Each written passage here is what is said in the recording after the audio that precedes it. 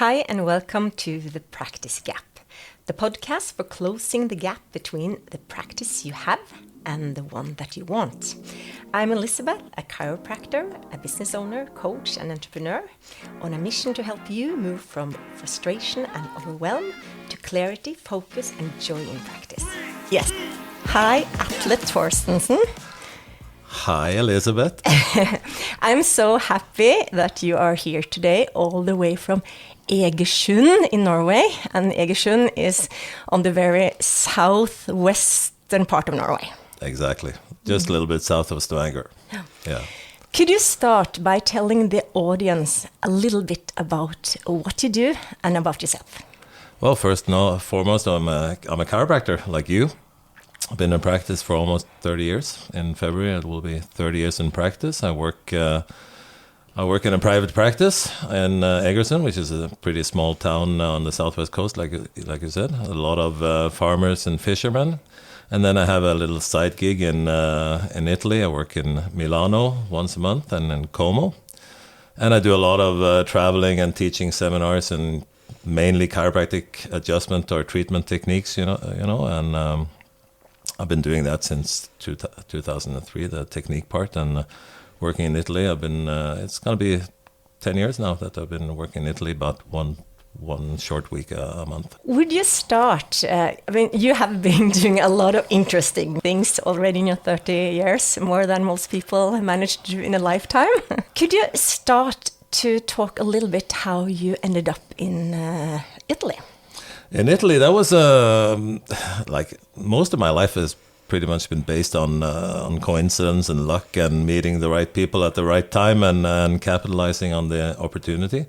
A guy called Jean-Pierre Merciman, who I would, by the way, recommend that you interview because his life story is like above and beyond anyone I know in chiropractic. But he was in Norway doing a seminar at an event that we used to have in Oslo called the Oslo Chiropractic Symposium. And he had a talk and like you know, usually in the breaks I'm outside somewhere where there's chiropractic benches and treating a lot of colleagues and stuff with all kinds of different problems. And he was standing a little bit away from the action, but he was standing there looking at me, and he noticed that I was treating a lot of shoulders and ankles and stuff like that. And his wife, she's a dentist, and she had really bad shoulders, and she was going to actually have surgery on both her shoulders. So he came over, you know, and asked me, "Could you take a look at my wife, see if there's anything you can do?" And of course he'd been talking about life in AC Milan, about the Milan Lab, how they were testing, and I thought that was super interesting. So I said, "Yeah, of course I'll take a look at your wife, but if I'm able to help her or fix her, you got to invite me to Milan so I can take a look at the premises." And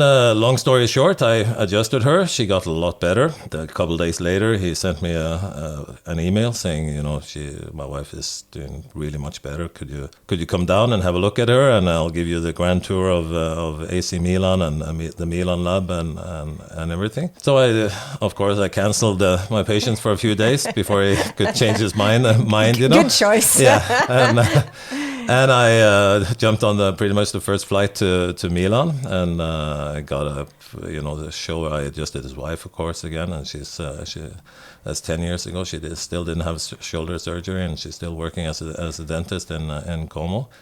Just not to interfere, but I mean, as a chiropractor, for this, what did you do different with this wife than he had done? Well, he's not very he's not very used to adjusting extremities like the extra spinal joints, and I'm very used to adjusting extremities because that's pretty much what I've done since I started chiropractic. So I just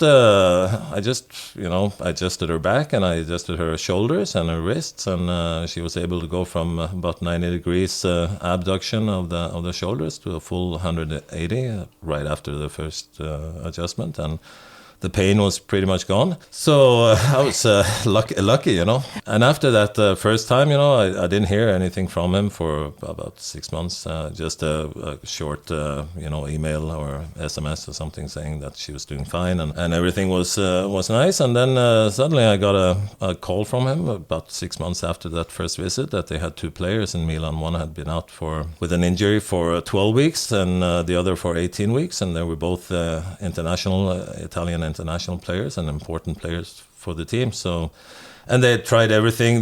One guy had a knee surgery, the other guy had a stress fracture that had looked healed on the MRIs and everything.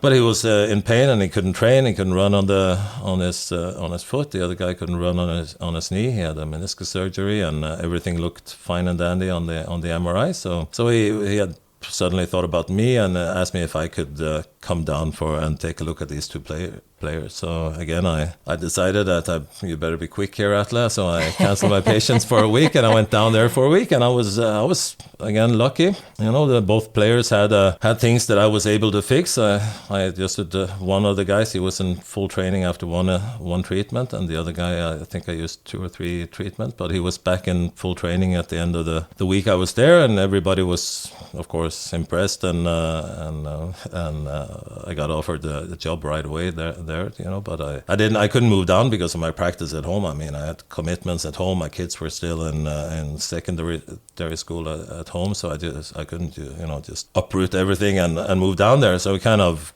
agreed on me coming down about once a month to treat the players, and once in a while in between, if they had things that they needed me to look at, I would go down, and it just went on like that for about 7 years, probably. Was it exhausting, or was it no, fun? It was a lot of fun. I mean, first of all, just being in an environment like that is fantastic, because in Milan they had 18 full-time physios, osteopaths, orthopedic surgeons, physical medicine doctors. So you learn a lot just by working with good people, observing them and seeing how they think and how they analyze different situations, regarding injuries, and where they start and how they examine, etc. So for me, it was just a huge vitamin injection, pretty much all the way. I enjoyed every minute of it, and I really must say I learned more during those 7 years than I probably did during the 20 years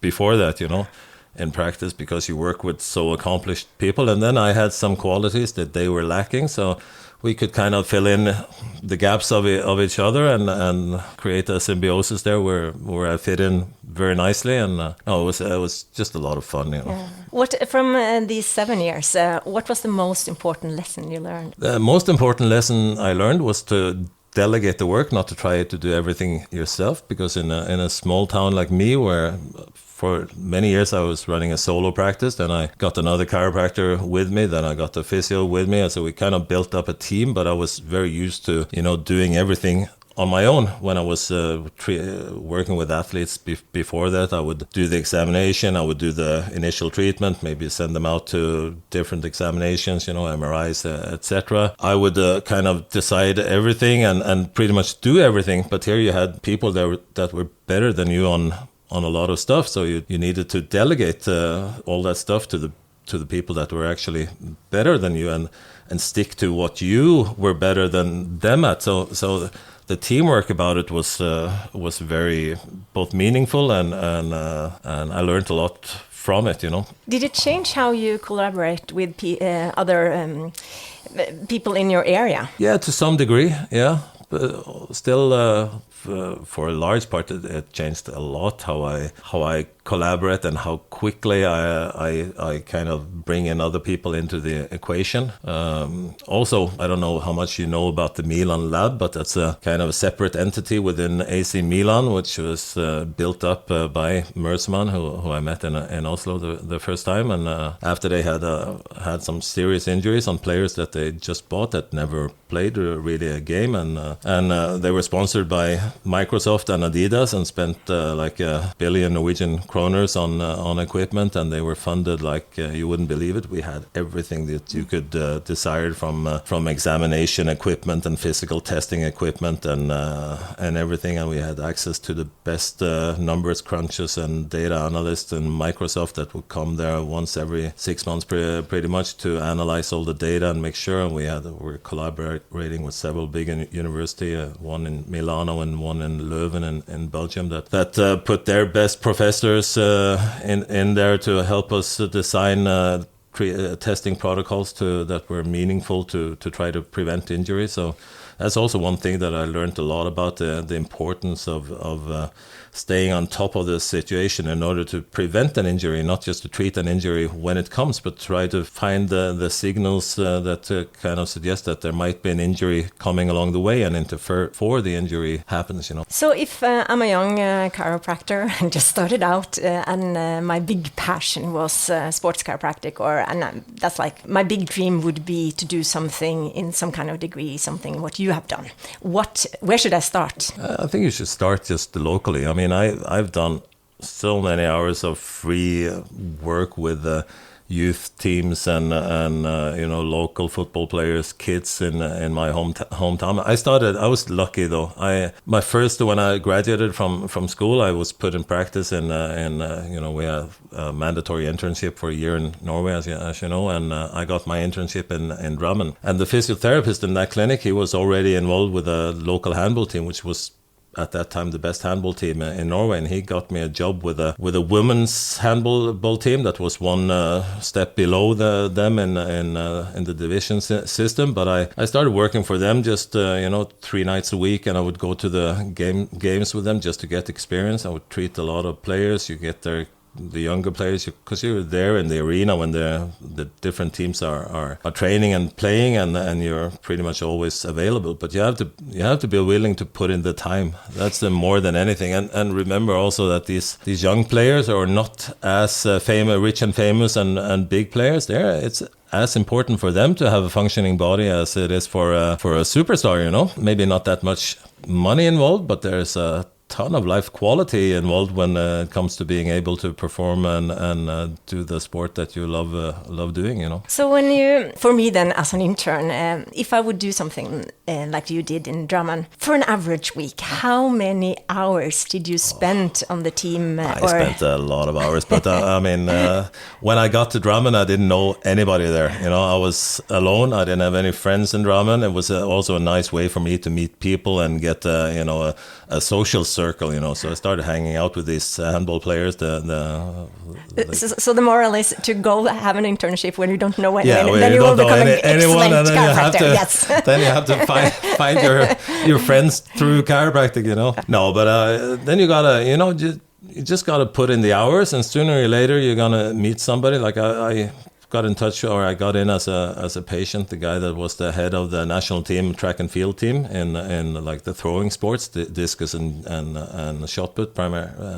and hammer primarily, and he had a bad shoulder, and he heard about me through the handball people, so he came into the clinic and I fixed his shoulder, and suddenly I was a chiropractor for the national track and field team in the throwing disciplines, you know. And then once I got in there, they were training at the Olympiatompet, the Olympic Training Center, so I was there every 2 weekends. I was there when they had their, you know, get-togethers, and they trained together. So I made a lot through there. I met a lot of other athletes from other disciplines that I got to treat, and then suddenly you kind of start getting known as this guy that does things a little bit different than the other people working there, and you get results, and you know, you can't argue with the results, people say, and it's true, you know, because if you do a good job and the patient or the player or the athlete feels better and performs better afterwards, then you're going to become pretty popular pretty quickly, you know, and start building. And of course you go up in quality of the athletes just naturally, really. But then I did that for about a year, and then I moved back to Egersund, where there's no top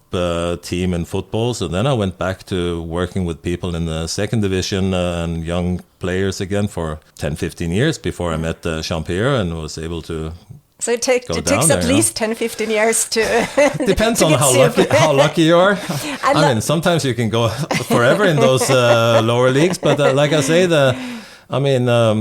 these young players and these kids and these players in lower division, they're as important. I mean, their human worth is as much as any other human, so it's just as important to do a good job on those guys as it is to do a good job on the top players, you know. So just try to do a good job on everybody, and then sooner or later you're going to get treat everyone as a VIP. That's what I've heard Tone tell you in the last. Exactly, you know, and everybody is worth as much as the other guy, regardless of how much money you make or how famous you are, you know, and so you should just try to do your best on every patient, you know. How many, for we wrap up here, how many people are living in your area? that you are? In my area, the city is about 12,000 people, so it's a small city. But I get paid. Most of my new patients are from other areas of Norway or other countries. So how far what's the furthest away somebody has come into clinic? I have a guy that comes pretty regularly from Seattle.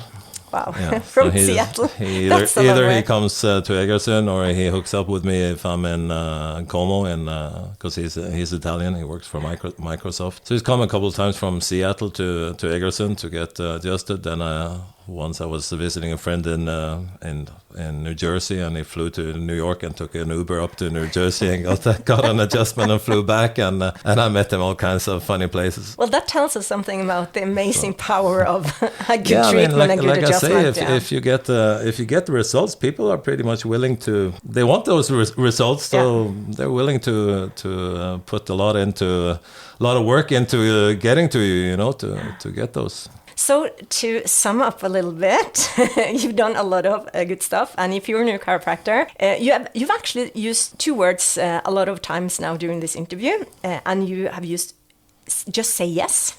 Yeah. And also, I've been lucky. And I think lucky was also to say yes to all the things coming along.